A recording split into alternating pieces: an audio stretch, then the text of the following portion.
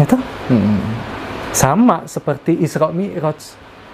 Si Muhammad selalu butuh Jibril. Diomelin nanti kalau misalnya. Muhammad dikawal oleh Jibril. Dari mulai angin, bisa jadi awan. Dan yang membuat kamu terhubung dengan bunga, angin, awan, yang dan lain-lain adalah energi cinta.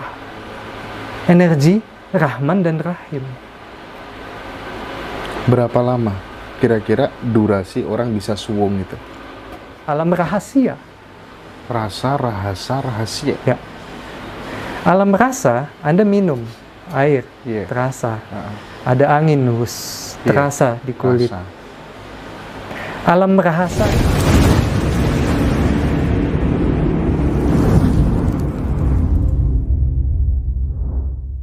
Bisa jadi angin, bisa jadi awan.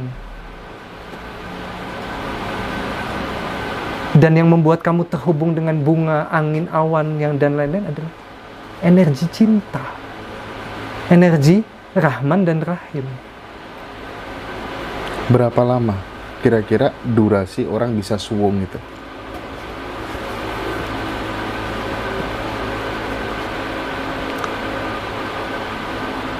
Kalau sudah terampil, itu 20 menit bisa. Tapi kalau sudah pernah suwung ya, kalau sudah pernah suwung, itu dia cepat. Tapi kalau belum pernah suwung, dia harus latihan dulu. Karena kesadaran itu naik turun, Mas. Oke. Nah, saya kembali ke yang awal tadi, Bah. Pengen diperjelas terkait dengan bagaimana transformasi wahyu kepada manusia. Ya, atau dia bilang nabi lah, siapalah. Terus kemudian ditulis kan. Ditulis menjadi sebuah ayat-ayat. Itu transformasinya kira-kira seperti apa, Bah? Pas dalam proses apa, terus tiba-tiba mengalami momen apa begitu? Jadi nabi yang menuangkan atau mencetuskan ilham, itu bahasanya adalah bahasa kesadaran. Itu sama nggak dengan pikiran yang jernih? Beda. Kita harus mendrop pikiran. Nggak ada pikiran. Nggak boleh. Oke. Beda. Saya bicara, tidak ada sistemnya di sini. Sistemnya adalah ketika Anda mengalami kebersatuan, lahir itu penyaksi. Kalau Anda masih di sini, penyaksi nggak akan lahir. Paham? Adanya wahyu itu karena kita menyaksikan. Jelas. Itu lewat, nggak maksudnya kan ini. Jadi ada, saya potong dulu. Oke. Jadi ada istilah.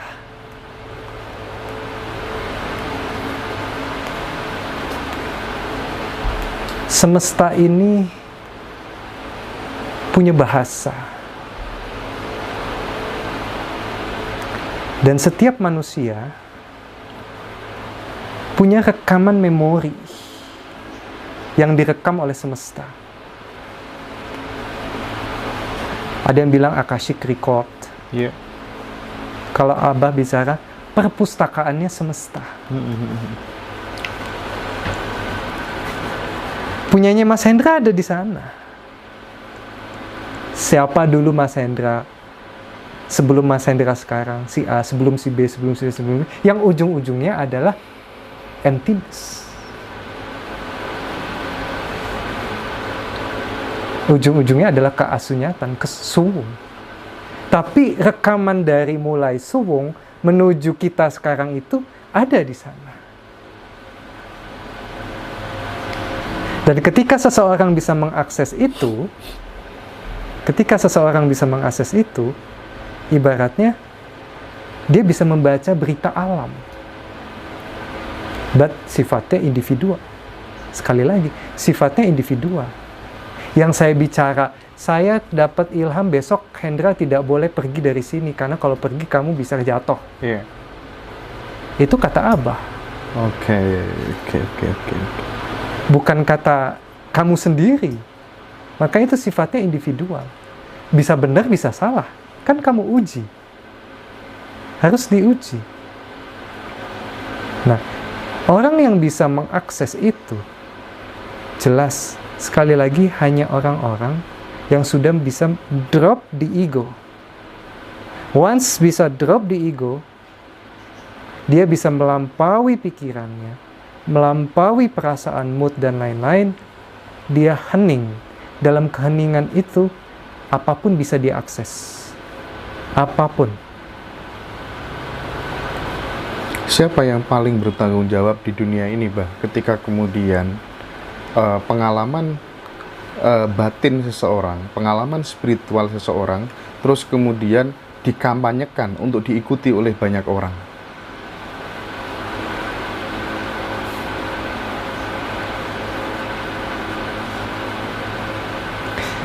Setiap orang bertanggung jawab penuh atas dirinya sendiri. Itu prinsipnya. Dan seperti yang saya katakan, menurut saya, nobody can save anybody. Tidak satu orang pun di dunia ini bisa menyelamatkan orang lain kecuali Anda sendiri sudah bangun. Anda sendiri sudah awake, sadar. Anda sendiri mencari siapa saya. Kalau proses pencarian tentang siapa saya belum dimulai, ya Anda akan selalu butuh orang. Oke. Itu sama seperti Isra Mi'raj. Si Muhammad selalu butuh Jibril. Diomelin nanti kalau bisa. Muhammad dikawal oleh Jibril. Dari mulai Masjidil Aqsa ke Masjidil Haram, dari Masjidil Haram ke Sidratul Muntaha. Itu kan dikawal sampai Sidratul Muntaha. Apa Jibril ikut? Abah percaya dengan cerita itu? At least saya punya logika spiritual bahwa Muhammad mengalami proses meditatif dan hening. Okay. Berarti bukan sosok gitu yang ngawal gitu? Bukan. Oke. 100% saya percaya bahwa Muhammad harus hening. Kalau tidak hening, dia tidak mungkin mendapatkan takbir sampai sujud sampai salam. Itu gerak ingsun milik Muhammad. Pribadi ya? Pribadi. You don't deserve it. Bukan milikmu. Kita mencari milik kita sendiri-sendiri sebenarnya. Ya harus jadi otentik dong. Kamu bukan robot. Anda lahir, udah dipakein baterai, diprogram sampai mati begitu. Sayang sekali hidup Anda nggak pernah mencari. Anda semua orang paham ini nggak akan ada perkelahian antar agama, perbedaan kepercayaan, begitu ya, Pak? Karena sebenarnya ada banyak ada gitu. Pasti. Pasti. Doktrin kita kan hanya boleh ada satu ada, Pak. Pasti. Abah bisa akan ke situ nanti zaman. Ke situ. Dan biarin dong, aja. Banyak dong agama-agama yang nanti nggak kepake itu karena sudah nggak sesuai dengan kebutuhan zaman. Agama bukan nggak kepake, tapi pulang kepada fitrahnya. Pulang kepada fitrah. Kodratnya. Oke. Kodrat agama harus menjadi individual searching. Bukan percaya, bukan belief. Jadi dasarnya bukan belief. Agama itu bukan belief system. Tapi harus menjadi individual searching. Pencarian individu akan diri sejati. Contohnya, Mas Hendra, Abah kemarin lihat bunga matahari. Tahu nggak bentuknya gimana? Bentuknya gini loh Mas Hendra. Mahkotanya lebar, warnanya kuning. Anda simpen tuh. Oh iya, Anda udah lihat belum? Belum, Bah. Saya ya, misalnya katakan Anda belum pernah lihat bunga matahari, saya menjelaskan, mendeskripsikan tentang bunga matahari. Ketika Anda tahu dari saya, itu Anda bukan beragama namanya. Lalu Anda percaya, Anda sebarkan itu. Bunga matahari itu, kalau mahkotanya lebar, warnanya kuning. Bijinya banyak. Nanti di kepala orang lain lagi. Tapi kalau keluar dari percaya atau tidak percaya, kita experiencing, mencari. Kalau kamu mau tahu bunga matahari, clarify dong. Betul nggak Abah bilang kelopaknya, mahkotanya itu lebar dan warnanya kuning? Anda pergi ke kebun bunga, cari bunga matahari. Begitu Anda tahu, Abah tanya, apa butuh lagi believe on that things? Percaya itu butuh lagi nggak? Ketika Anda udah melihat bentuknya bunga matahari seperti ini, Enggak dong. nggak butuh lagi percaya. Anda artinya tahu, bukan percaya lagi. Anda tahu, oh bunga matahari seperti ini. Jadi agama nanti bukan nggak kepake, tetapi kembali kepada kodratnya sebagai tool of individual searching. Truth searcher. Kamu akan menjadi truth searcher. Iya. Bukan menjadi believer. Sekarang ini kan kita dari lahir harus menjadi believer. Kamu percaya, kalau nggak percaya kamu mau masuk neraka kamu. Iya. Dosa kamu. Oke, Bah. Kita lanjutkan di sesi akhir ini. Ada 2 pertanyaan yang mungkin ini penting sekali ya. Tidak hanya saya, mungkin teman-teman yang lain juga pada bingung ya tentang siapa manusia pertama kali di muka bumi ini. Proses adanya dia itu bagaimana? Apakah kecil terlebih dahulu atau langsung besar? Kalau kecil terlebih dahulu, yang ngasih makan siapa? Yang ngerawat siapa, begitu, Bah? Yang kedua nanti mungkin seputar kehidupan setelah mati, Bah.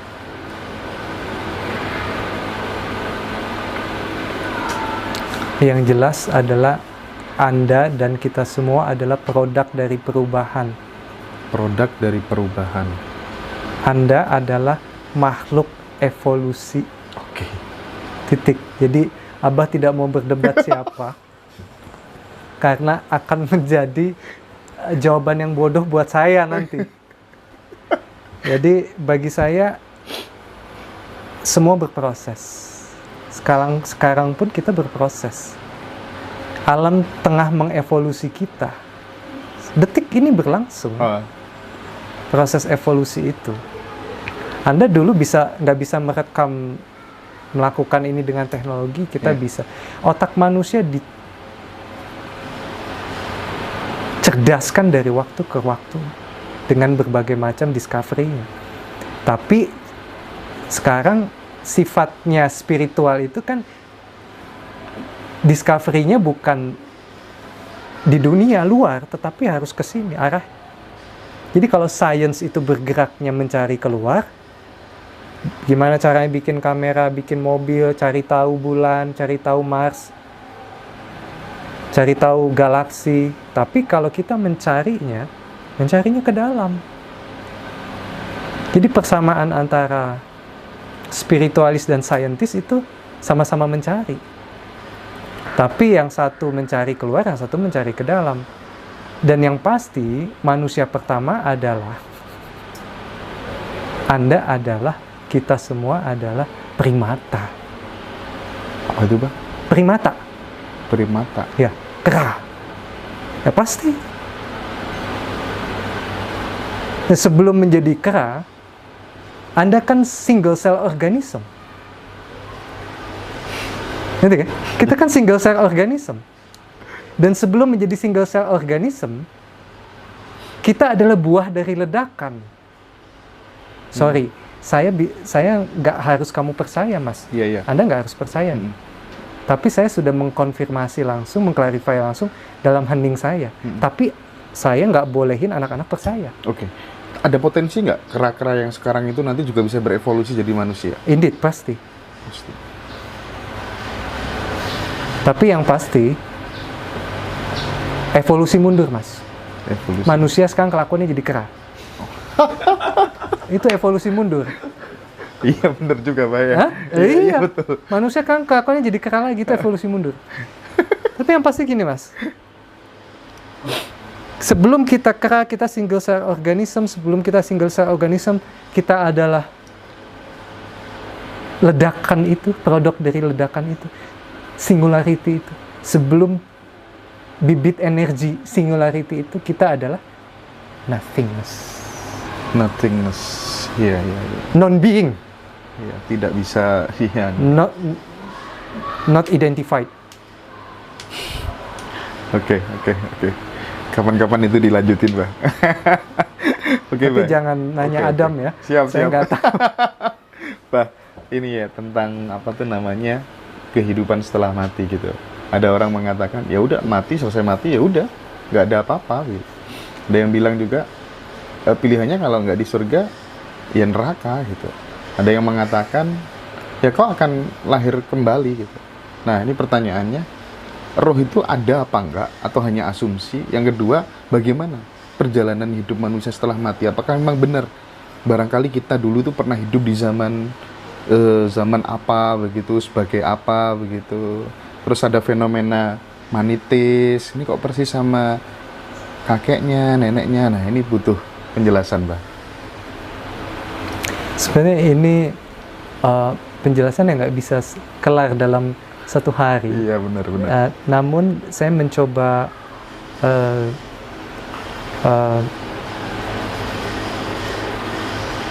memadatkan. Jadi kalau energi itu tidak bisa hilang, Mas. Kekal dia. Ya. Yang Anda sebut roh, saya nggak mau nyebut roh karena sifatnya masih fisikal. Dan tidak seperti yang di TV-TV, yang di movie horor. Cobalah Anda ketika takziah, ada jenazah di depan Anda, cobalah Anda untuk tidak berbuat apa-apa. Duduk saja di samping jenazah itu. Ketika Anda duduk, Anda cobalah untuk hening. Kalau sudah pelaku hening ya, pelaku meditasi, untuk hening, diam saja. Anda akan merasakan itu ada energi di sana. Tapi komunikasinya adalah komunikasi non-verbal. Gak mungkin kita ngobrol dengan energi yang indrawinya sudah musnah, seperti ngobrol di warung kopi. Pasti komunikasinya ada non-verbal. Yeah. And then kemana itu nanti? Yang jelas, Anda membawa memori sebelum Anda hidup di sini. Betul. Anda membawa memori. Dan yang berjalan dari satu jalan ke jalan yang lain, dari satu episode ke episode yang lain, adalah perjalanan memori itu. Singkat kata, kesadaran Anda. Ketika kesadaran Anda masih kesadaran bentuk, ya Anda akan dilahirkan sebagai bentuk lagi. Tapi ketika kesadaran Anda sudah universal, Anda menjadi segala-galanya. Anda udah tercerahkan, begitu mati, saya bisa merasakan Mas Hendra dalam tiupan angin. Ketika melihat samudra, saya melihat Mas Hendra. Ketika melihat bunga, saya rindu dengan Mas Hendra. Ketika melihat gagahnya gunung, saya melihat Mas Hendra. Itulah Anda. So, individuality itu udah drop, Mas. Kalau roh itu kan masih membawa individuality. Tergantung roh siapa dulu nih. Roh yang tercerahkan apa yang belum tercerahkan. Karena yang belum tercerahkan energi itu masih di situ. Tapi kalau yang sudah tercerahkan, dia melebur bersama seluruh keberadaan. Memorinya itu sudah tidak ada lagi. Dia membakar habis memorinya. Tapi kita kan hidup karena memori kita yang dulu. Anda membawa karma Anda yang dulu. Oleh karenanya Anda lahir sekarang. Dan tugas kita bagaimana kita tidak dilahirkan lagi. Mengenai surga dan neraka saya tidak tahu. Silakan clarify sendiri gitu loh. iya. Tapi yang saya tahu, kita hidup karena kita membawa memori. Dan kita mati, kita akan membawa memori. Dan perjalanan memori itulah, perjalanan kesadaran itulah yang menentukan kemana kita nanti. Episode apa lagi selanjutnya. Yeah. Kalau kesadaran kita masih kesadaran bentuk, artinya kita masih entangled with rumah, duit, pekerjaan, dan perempuan, istri kita masih terlalu sayang, masih cling sama duniawi. Kesadaran kita masih kesadaran duniawi. Tapi kalau sudah kesadaran universal, ego udah nggak ada, individuality udah drop. Saya nggak bisa bilang lagi kamu sebagai roh. Tidak. Kamu adalah kesadaran. Kamu adalah segala-galanya. Jadi kalau misalnya kesadaran kita masih duniawi, masih materi, potensi untuk kemudian lahir kembali di bumi, oke. Persis. Nah, belum tentu bumi loh, Mas. belum tentu bumi ya? Planet kecil ini kan Oke. hanya planet kecil ini hanya setitik di antara lautan semesta yang maha dahsyat, maha luas. Multiverse, universe. Apalagi ya. saya. Nah, Ya. gini Pak, misal kasusnya gini aja deh, untuk menutup dialog kita gini ya. Misalnya karena kesadarannya masih sangat duniawi banget, materi banget, terus kemudian lahir lagi menjadi manusia. Nah, proses transformasi kesadaran itu masuk ke rahimnya ibu, netes ke bayi itu gimana? Nah, ini dia. Mas, saya selalu sampaikan ini ke teman-teman, baik itu praktisi meditasi dan lain-lain. Kalau membahas ini, kita jangan mabuk wujud. Oke. Okay? Karena kalau kita mabuk wujud, kita nggak akan pernah bisa. Karena apa? Perjalanan memori menuju si bayi itu kan maksud Anda. Itu bukan perjalanan yang bisa digambarkan, oh tiba-tiba seperti di film rohnya masuk, tidak seperti itu. Itu ada mekanisme alamnya. Anda menjadi seorang individual seperti ini, seorang individu seperti ini dengan personality seperti ini. Itu pun bagi Abah bukan sekedar tebak-tebak buah manggis.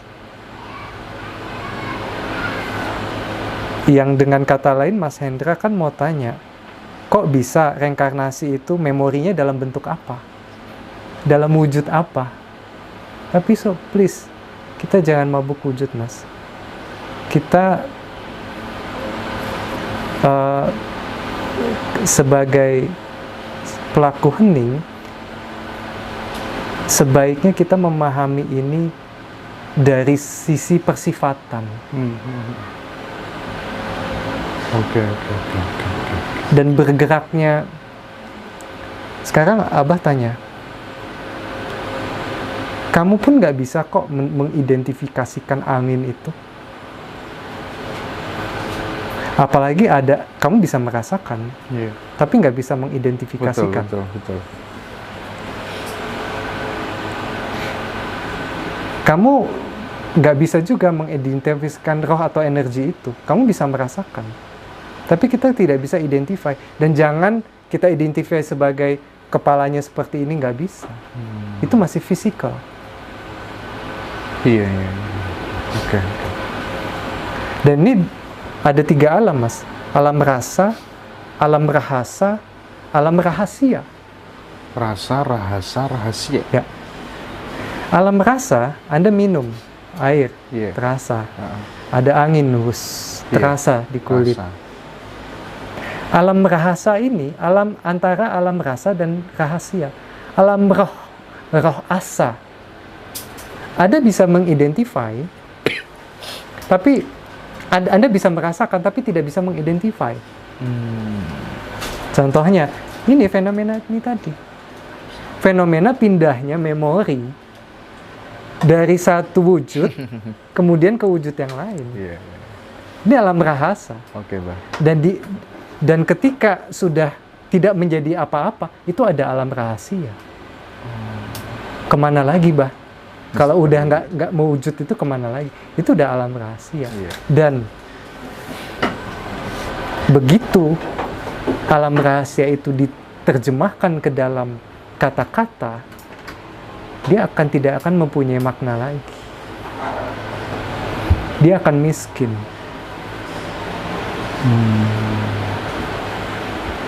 Jadi kebanyakan orang silent, diam, itu karena sudah bukan mainan otak dan mulut.